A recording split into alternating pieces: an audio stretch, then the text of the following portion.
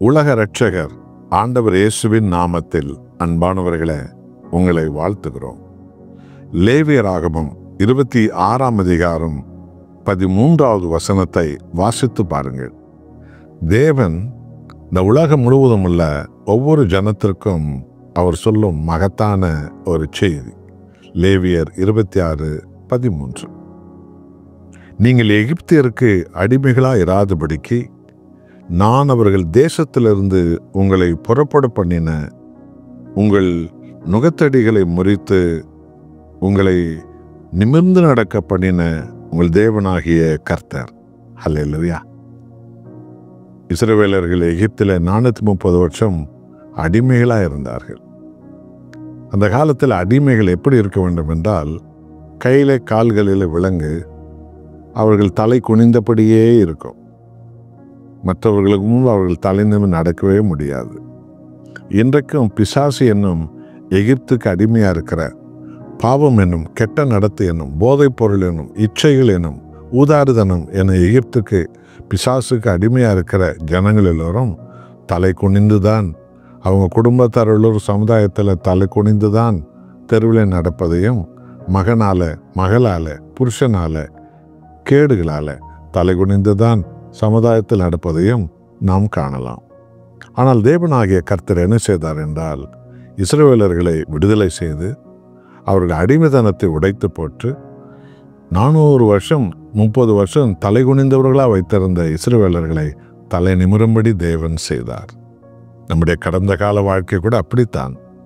நாம் எல்லோரும் பாவ அக்கிரமங்கள், தரித்திரங்கள், பீடைகள், சனியன்கள், பலவிதமான கஷ்ட நஷ்டங்கள் என்று பலவிதமான பாவ வழிகள் என்று அவைகளுக்கெல்லாம் நாம் அடிமைகளாக இருந்து தலை குனிந்தவர்களாய்த்தான் ஒரு காலத்தில் நாம் வாழ்ந்தோம். ஆனால் ஆண்டவராக இயேசு கிறிஸ்து நம்ம எல்லாம் தன் ஜீவனை கொடுத்து மீட்டு நம்மை இன்றைக்கு தலை நிமிர வைத்திருக்கிறார். எத்தனை மகிமுள்ள தேவன், தலை நிமிர பண்ணுகிற தேவன். இந்த செய்தி கேட்குற உங்கள் வாழ்க்கையை கொஞ்சம் ஆராய்ஞ்சு பாருங்க. ஒரு காலத்தில் ஆண்டவர் இயேசுவை அறிவதற்கு முன்பு நீங்கள்லாம் தலை குனிந்தவங்களாக தான் இருந்திருப்பீங்க.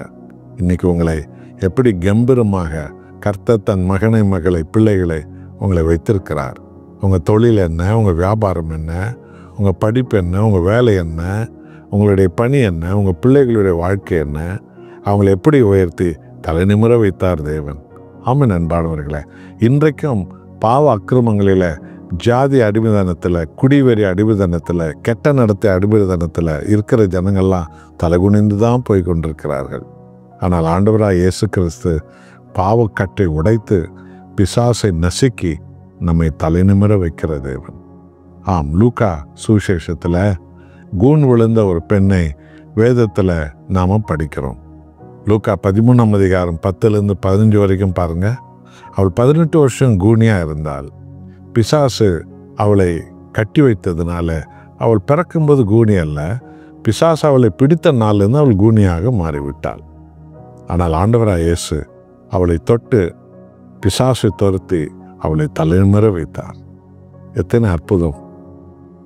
அன்பானவர்களே, இன்றைக்கும் ஆண்டவராக இயேசு எந்த ஜாதியானையும் எந்த மதத்தானையும் எப்பேற்பட்ட பாவியும் ஆண்டவர் இயேசுவட்டை வருகிறவர்களை தலைநிமிர வைக்கிற தேவன். நம் முகத்தை பிரகாசிக்க வைக்கிற தேவன். ஏளனப்படுத்தின, வெட்கப்படுத்தின, அவமானப்படுத்தின ஜனங்கள் மத்தியில் கர்த்தர் இயேசு உங்களை தலை நிமிர வைத்தார், தலை நிமிர வைப்பார்.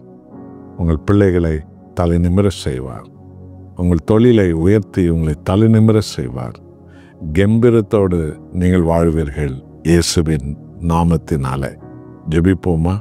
அன்புள்ள தேவனே, இஸ்ரவேலர்கள் எகிப்தியனும் பிசாசுக்கு அடிமையாக இருந்தபோது தலை குனிந்தவர்களாக இருந்தார்கள். நாங்கள் எல்லோரும் ஒரு காலத்தில் அப்படித்தான் இருந்தோம். ஆனால் ஆண்டவராக இயேசுவே, எங்கள் அக்கிரமங்கள் கட்டிலிருந்து எங்களை விடுவித்து எங்களை தலை நிமிர வைத்தீரே, உமக்கு கோடி நன்றி.